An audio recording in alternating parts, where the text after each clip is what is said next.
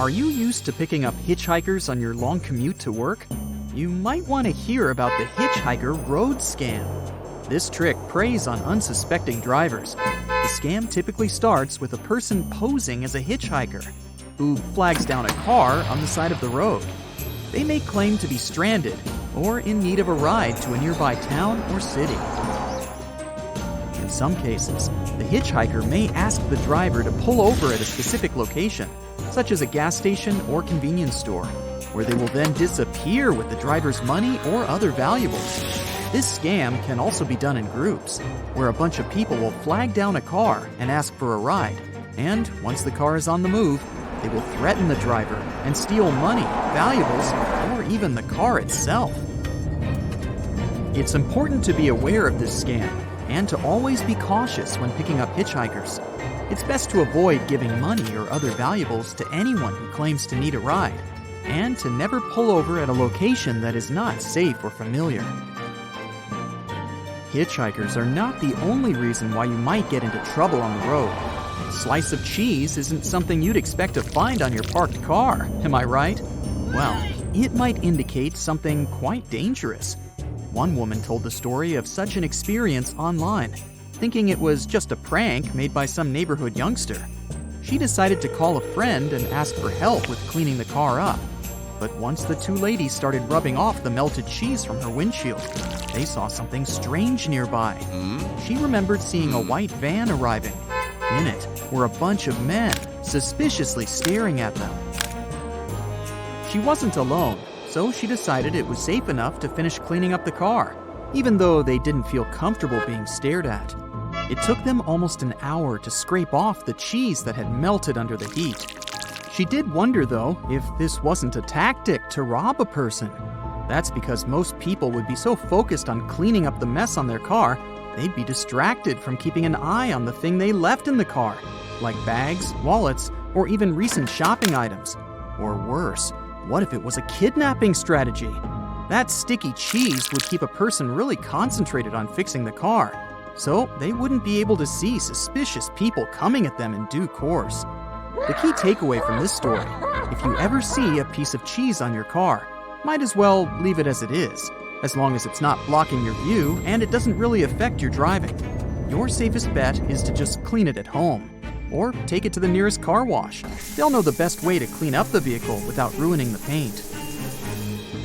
Sure, the piece of cheese on a car scam might just be a coincidence, but some scams out there are more legitimate, with this next one being quite the unusual method when it comes to snatching away other people's cars. If you notice a t-shirt or a hoodie on your windshield, or even wrapped between your wiper blades, don't be so quick to take it away. Again, it can be placed there on purpose to distract you while your car gets taken away. Drive away as quickly as possible if you can, and get to a safe location that's well lit and filled with many people. There you can remove whatever object you have on the car without any risks. Some people have even found money under their wiper blades. It's easy to imagine that those who left it there probably had the same intention in mind. There are methods to help when it comes to decreasing your odds of getting your car snatched away. Keep your tires turned to the curb whenever you park it. If your car wheels are in that position, thieves are less likely to be able to move around with the vehicle. They'll see that your car requires more time and energy to be moved, so it'll become less of a target.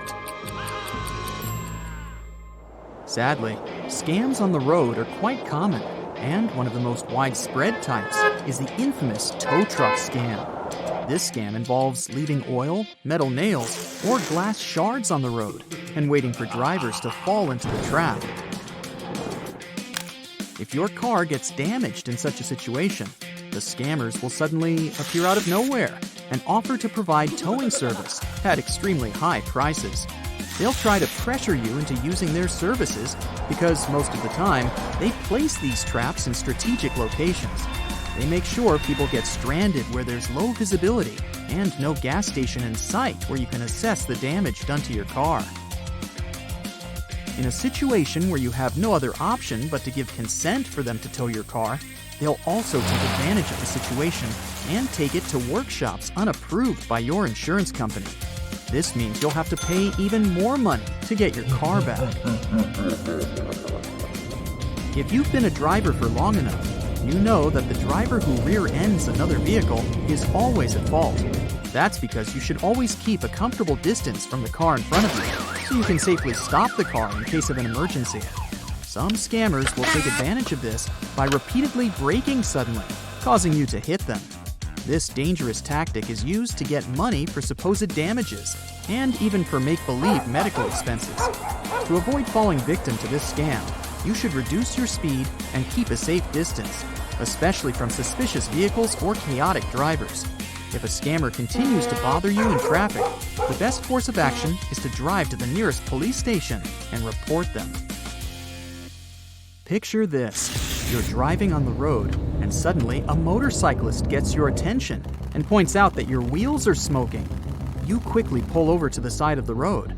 The motorcyclist then offers to help by calling a mechanic to check your wheels. Surprisingly, the mechanic gets there really fast, but proceeds to disable your braking system while inspecting the cause of the smoke. He then asks you to test your brakes, which of course won't be working since he's already disabled them. Pretending to be helpful, he offers to fix your brakes for you, but will charge an enormous price for it. Moral of the story, stick to your trusted mechanic or towing company. You never know who you'll find on the road. Some scams aren't even that. They're just urban legends. Many people claim to have seen the wrong way man on the roads. One version of this story mentions a man stuck driving down one-way streets in the opposite direction, causing chaos and confusion as other drivers try to avoid him. The man is said to be crazed and dangerous, with a wild look in his eyes and a penchant for reckless driving. Other stories say he's not even driving, but that once you've seen this mysterious person on the side of the road while driving home, you should turn around to keep from going back to your house for at least a week. That is, if you don't want anything bad to happen. There are countless stories of near misses and close calls with this mysterious figure. Some even say that they've been hit by the man and that they suffered serious injuries as a result. Despite the many sightings and stories, there's no concrete evidence to suggest that the wrong way man actually exists. Many experts believe that the legend is simply a cautionary tale, meant to remind people to be aware of their surroundings and to drive safely. However, the legend persists and continues to be passed down through generations, making it one of the most enduring urban myths of all time.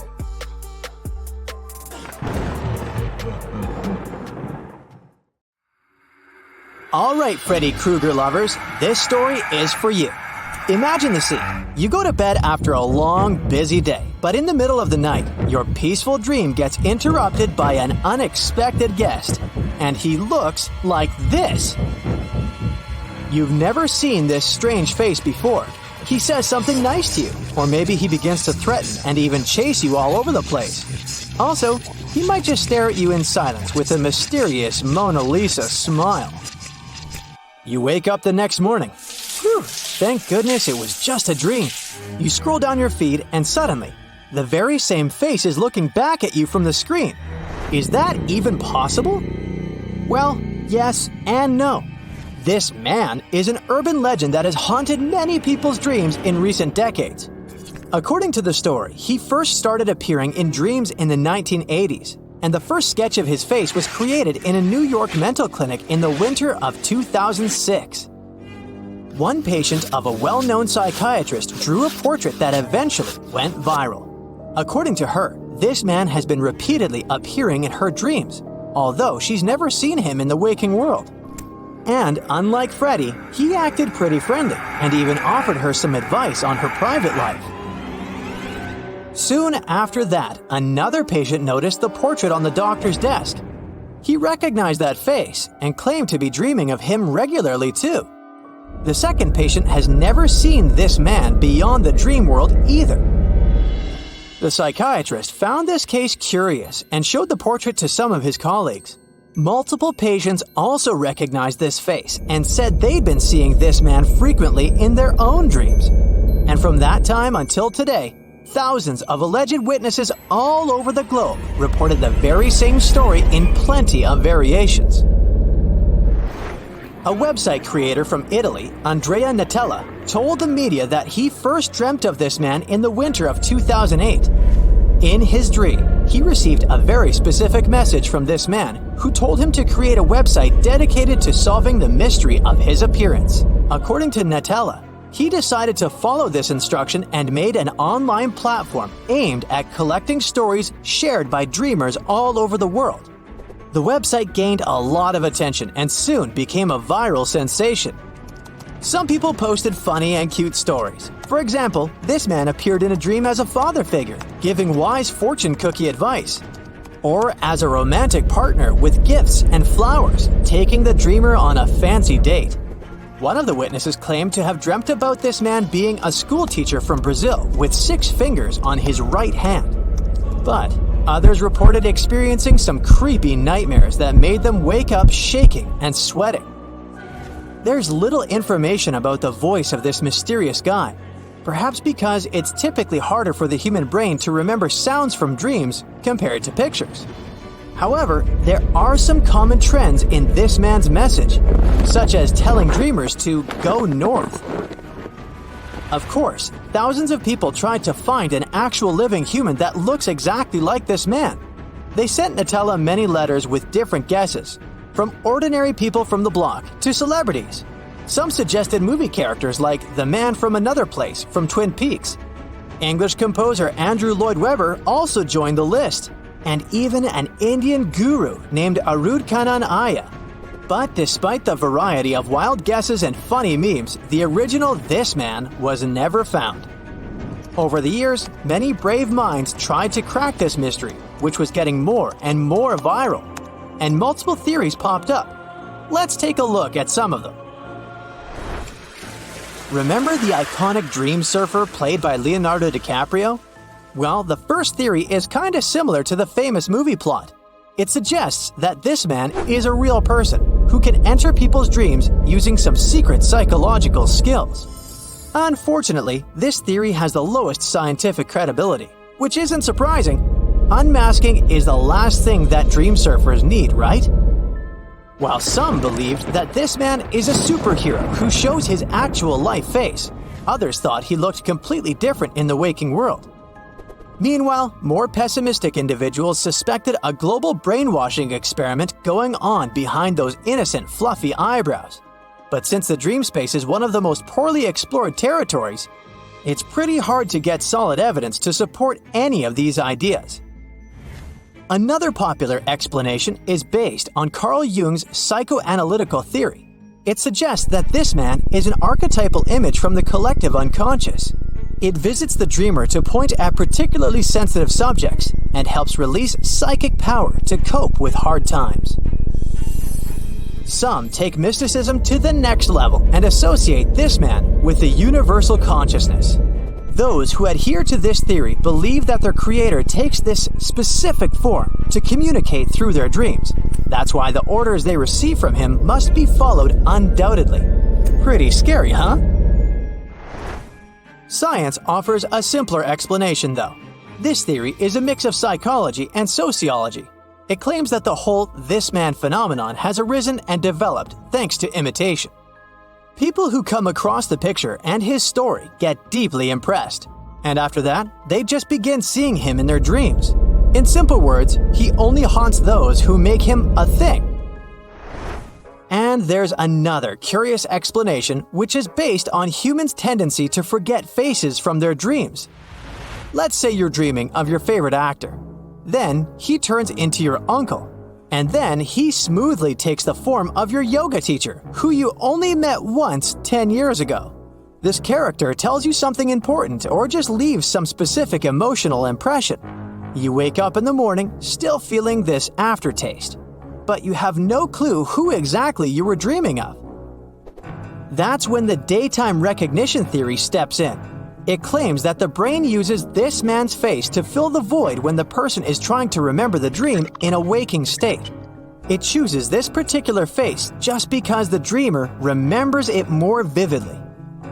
Okay, but this explanation only works for those who dreamt of this man after seeing his portrait.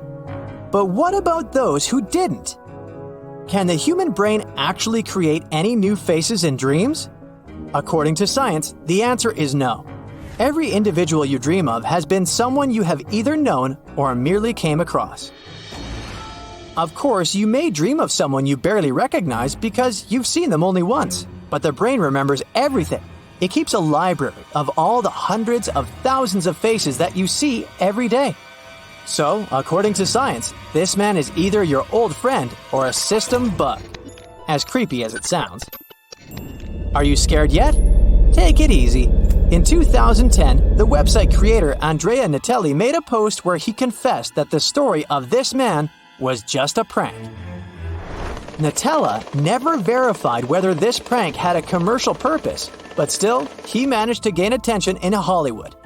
A production company named Ghost House Pictures purchased this man's website domain, and in 2010, they announced plans to make a horror movie based on this epic viral trend. Their press release promised a story about a common man who discovers that people he has never met are seeing him in their dreams. And now he's on a mission to find out why he's the source of nightmares happening all over the globe. However, no further statements about the movie have ever since been made. Is it because of business calculations or this man's curse? I guess we'll never know. Prank or not, people to this day keep on sharing fresh stories about this man visiting them in their dreams. There are more urban legends about haunted dreams than you don't want to Google before bedtime. But for now, have a good night, my curious friends. It's a beautiful day. A family's having a picnic on a creek in Santa Fe, New Mexico. Everything seems normal. But suddenly, they spot a thin woman in an old-fashioned gown floating over the water towards a hill. The picnic instantly turns into a horror movie. The lady vanishes just to reappear a moment later much closer. Before the family manages to react or say hi, she disappears again. This story happened in the 1930s and was later told by the family's son, Patricio Lujan. The mysterious lady left no footprints, and the family was sure they'd met a local celebrity. The Weeping Woman, or La Llorona, is one of the major spooky figures in Mexican folklore. Although no one knows exactly when or where the tale originated, it's been part of the culture since the conquistadors' days. La Llorona is a wailing phantom, usually depicted as a tall, pretty woman in a white gown with long black hair. But those who claim to see her warn that her beauty is deceiving. She can attack people and even drag them into the water. The details of the legend vary, but here's the most common narrative. There once lived a Mexican woman, Maria, who was very beautiful. One day, a man of a higher social status visited her village, fell in love, and they got married. The couple lived peacefully, isolated from the husband's high-class roots, and they had several children. But unlike Cinderella, Maria didn't live happily ever after. Her husband got bored and began to disappear for extended periods of time. Some versions say he abandoned Maria to marry a woman of higher status. Others say he was drinking and womanizing. Some speculate that he wanted to separate Maria and her children to integrate them into his aristocratic world, where their mother would never fit into. In any case, she failed to cope with his betrayal. Driven by rage, she went to the river and did something, well, unsportsmanlike, which left her husband a childless widower. So, there you have it. A regular woman turned into a monstrous phantom, La Llorona. According to the legend, she can't rest in peace because she's cursed to spend eternity wandering around rivers and lakes in search of forgiveness. Some say she may kidnap other children, confusing them with hers. But according to other versions, this phantom prefers to haunt unfaithful husbands and bad mothers. It's no wonder that parents use this legend to scare kids and blackmail them into obedience. But hey, there's more to this story than meets the eye. Let's take a look at the historical context in which La Llorona emerged. In the 16th century, Mexico was facing disputes with the Spanish conquistadors. Meanwhile, the Outlanders' leader, Hernán Cortés, had a relationship with the local woman known as La Malinche. As part of the peace agreement, 20 indigenous women, including La Malinche, were doomed to serve Cortez and his European follows. Born to a noble family, La Malinche had some useful skills and a diplomatic approach. First, she became Cortez's personal translator, and then his mistress and mother of his son. La Malinche didn't get her happily ever after either. Cortez abandoned her to marry a Spanish lady. As for their son, he was recognized as legitimate, separated from his mother, and sent to Spain for education. The majority of historians agree that La Malinche played a crucial role in the country's transformation. Some call her a traitor, others believe she couldn't have acted differently in those circumstances. In any case, the similarities between the legend of La Llorona and La Malinche are obvious. Both were neglected by a wealthy outlander who wanted to take their children away. And both stories can be seen as an embodiment of misunderstanding between indigenous people and incoming Europeans. So the reason La Llorona is such an iconic figure lies in the cultural climate. Her myth tells us what La Malinche might have done had she allowed anger to get the best of her. Some believe that La Llorona is challenging traditional patriarchy, while others see her as a sad symbol of despair. But for those who claim to meet her in real life, this wailing phantom is more than just a spooky myth. At first, people reported seeing and hearing La Llorona crying near the bodies of water in Mexico, and eventually, her presence spread to nearby territories, including the United States. Over the years, the legend flourished with further details and locations, such as villages, roads, and even railway stations. There were reports about a La Llorona appearing in the back seat of those cars whose drivers refused to stop and give her a ride. So, if you ever see a spooky, wailing lady hitchhiking on the road, be prepared. It's a tricky dilemma, though. Would you rather stop and give La Llorona a ride, or drive by hoping she won't take revenge on you? Let us know in the comments. According to urban legends, the Santa Fe River is one of her favorite places to go. La Llorona has been repeatedly seen in the Public Employees Retirement Association building, which is located nearby. The local employees reported hearing her cries resounding through the walls. Moreover, they felt invisible hands pushing them while walking down the stairs. Oh my. But still meeting a phantom at your workplace is not as scary as seeing her staring at you through the window of your own bedroom. One winter night, a girl from Santa Fe, who was 12 years old when it happened, was sitting in her room with a cousin. It was snowing outside. Suddenly, they heard a noise from the street. A mysterious, pale lady was standing by the window, dressed all in white and crying. They called their parents, who rushed outside to investigate, but they found no footprints on the fallen snow. It's getting creepier. Here's a story posted online by a woman from Lompoc, a small town in California. One night, when she was only 8 years old, she had a huge dispute with her mom. Finally, she was told to go to bed. She tossed and turned, but she couldn't fall asleep. Suddenly, she noticed someone standing by her bed. It was a lady in a black dress. She had a creepy smile on her face and 2 black holes instead of eyes. Her long black hair was blowing in the wind. The mysterious guest wouldn't go away, so they kept on staring at each other for a while. And then the girl got tired and fell asleep. After that, she began to experience strange events in that house after that very night. It's no wonder that this wailing entity has inspired so many plays, TV shows, and movies over the years. The earliest written reference dates to the late 19th century. Mexican poet Manuel Carpio wrote a sonnet, La Llorona. However, his poem is about a phantom of a woman whose life was taken by her husband. One of her latest appearances on the screen was in 2018. She was portrayed as a main villain in the movie The Curse of La Llorona. Also, this phantom has a huge impact on music. You must have heard about the Mexican folk song titled La Llorona. It's been out there for so long that nobody knows its exact origin. It was first recorded in 1949 by a famous composer and songwriter, Andres Gines Rosa, and has since been performed and covered by numerous musicians all over the globe. In 2017, the song popped out in a Disney film, Coco. If you're in love with the spooky and bright features of Mexican folklore, then you should check out this cartoon. It's the story of a young Mexican guitar player who's taking a trip around the fancy afterlife world to investigate his family's history. And remember, if you ever find yourself in the middle of a forest alone at night and hearing a weeping lady, don't rush to run away. Chances are, you'll have the most genuine talk about the ugly side of patriarchy and make a new friend. In the meantime, stay safe and don't forget to subscribe.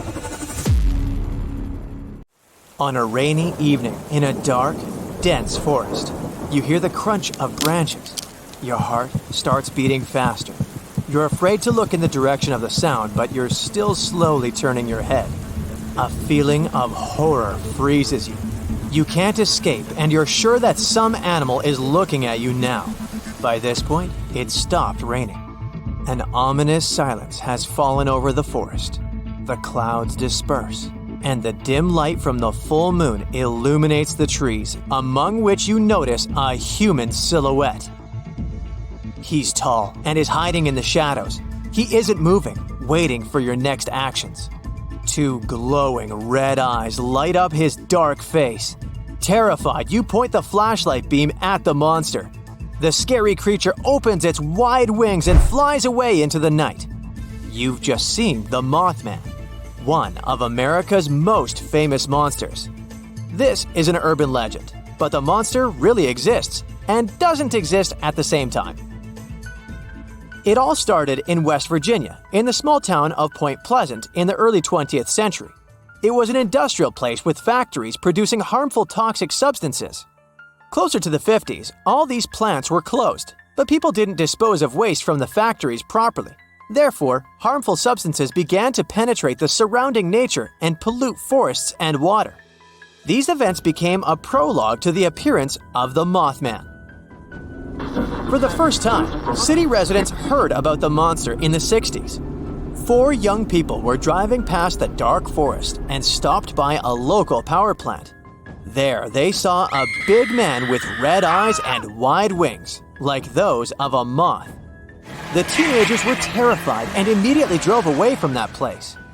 They came to the local sheriff and told him everything that had happened. The police quickly examined the forest and the area near the station, searching for the monster, but found nothing. Meanwhile, a local newspaper wrote an article about it. Soon, other people also began to report that they had seen a mysterious creature. Some thought the Mothman was a human or an animal that mutated after getting poisoned by toxic substances. These rumors were nothing but fairy tales from sci-fi movies.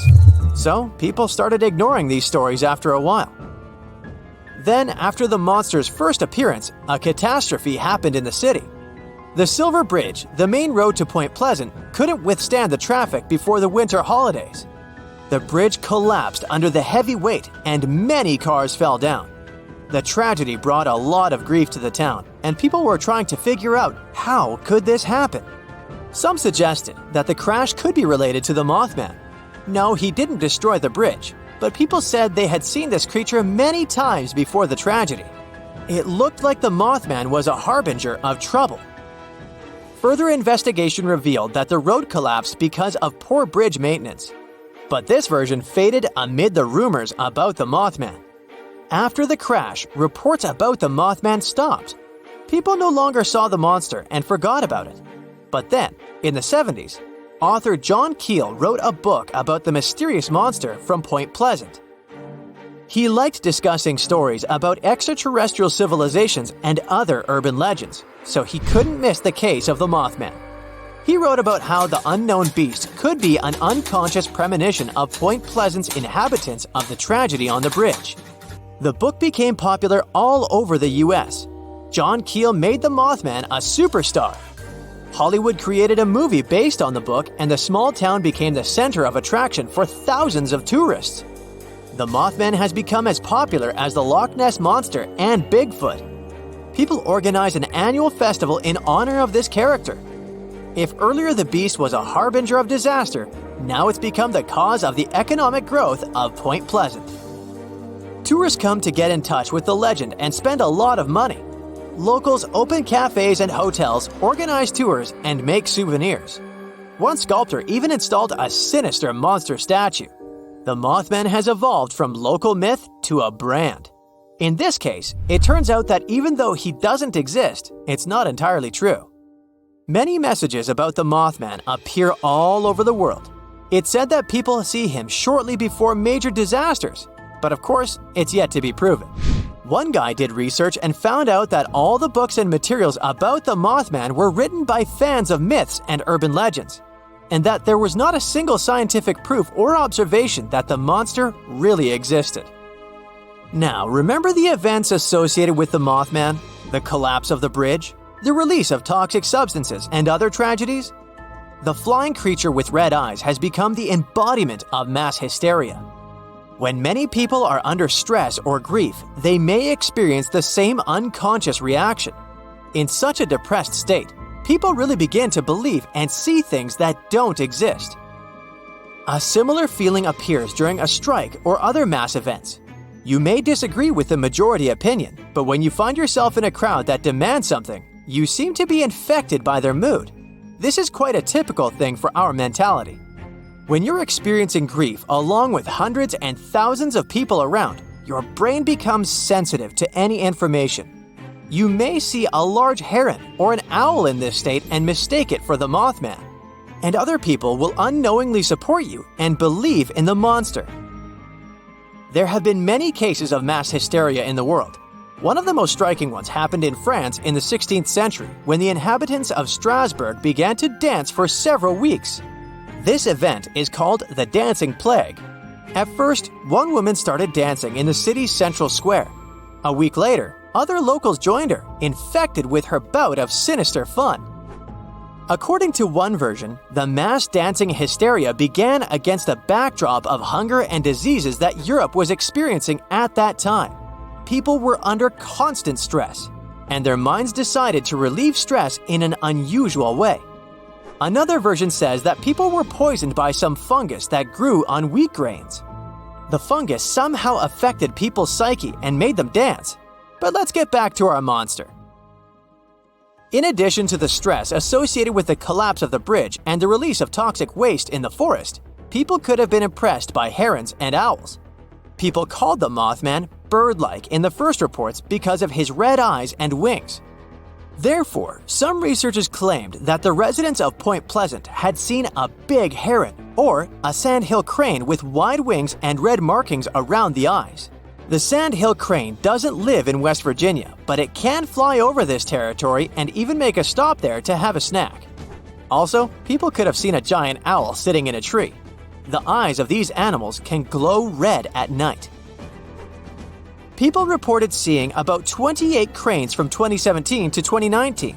Imagine living in a city where shops, streets, and monuments remind you of the Mothman. People have been talking about him for years, believing in him. And then you see a giant heron in the forest. Surely the first thing you'll think about is the Mothman. So people may be telling the truth when they say they've seen him, or at least they might believe they're telling the truth.